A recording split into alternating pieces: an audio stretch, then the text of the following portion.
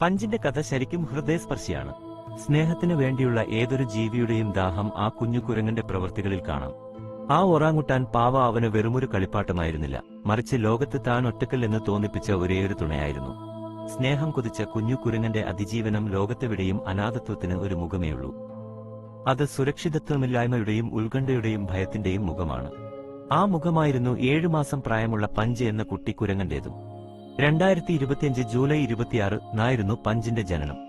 എന്നാൽ വിധി അവന് കരുതിവെച്ചത് കഠിനമായ പരീക്ഷണങ്ങളായിരുന്നു. ജനിച്ച നിമിഷം തന്നെ സ്വന്തം അമ്മ അവനെ ഉപേക്ഷിച്ചു. അമ്മയുടെ ചൂടും ലാളനയും എന്തെന്നറിയാതെ വളർന്ന പഞ്ചിനെ പിന്നീട് ജപ്പാനിലെ ഇച്ചിക്കാവ CT മൃഗശാല അധികൃതർ ഏറ്റെടുത്തു. മൃഗശാല അധികൃതർ അവനെ സ്വന്തം വർഗത്തിൽപ്പെട്ട മറ്റു കുരങ്ങുകളുടെ ഇടയിലേക്ക് വിട്ടെങ്കിലും അവർ പഞ്ചിനെ സ്വീകരിച്ചില്ല. പകരം അവനെ ഉപദ്രവിക്കുകയും അവഗണിക്കുകയും ചെയ്തു. കൂട്ടത്തിൽ ഒറ്റപ്പെട്ട പഞ്ചിന്റെ സങ്കടം കണ്ട അധികൃതർ അവന് കൂട്ടിനായി ഓറഞ്ച് നിറത്തിലുള്ള ഒരു ഒറാങ്ങുട്ടാൻ പാവയെ നൽകി.